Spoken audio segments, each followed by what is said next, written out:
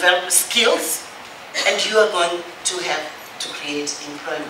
And you will make the economies of Africa, flow and communicate with one another.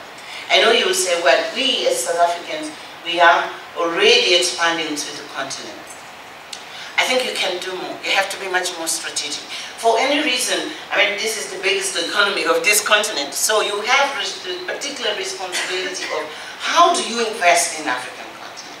It's not only to take your goods there. It's really seriously to help to strategize how to industrialize those countries. And it will take away the pressures which this continent has. But more importantly, you will play the leading role which by virtue of history, South Africa will have to play. You are the only country which is representing us in the BRICS. You're representing us in the G20, in the new architecture now of the economic world. South Africa is the only one. So you are the face and the voice of Africans. In that, the way you do business and you bring your African fellows shoulder to shoulder, strategize with them in your interest but in the interest of our continent. You have to be much more serious. You have to accept the risk, and you know what it means. We talk of public-private partnership. You have to be much more important in engaging governments and put your skills, your management ability, and your vision actually to help governments to work with you in those things which will make this continent function as a continent. And it's not a continent whose eyes are somewhere else and you don't look down to where your feet are, which is where we live. So for me, this sustainability has to do, one, in your own companies, second, in the economies of our countries, but most importantly, also of Africa. Africa as such.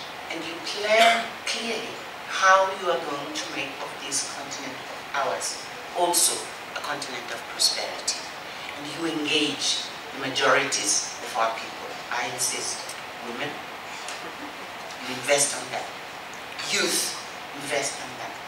Make your name in history, engaging our training institutions, our research institutions, to bring them to be innovative, to create new ways of doing the economy. These systems which we imported from somewhere, they are collapsing already. The Africans have to invent their own way also of doing business. Africans have to invent their own way of bringing along their communities as the backbone of what is to bring prosperity to everyone.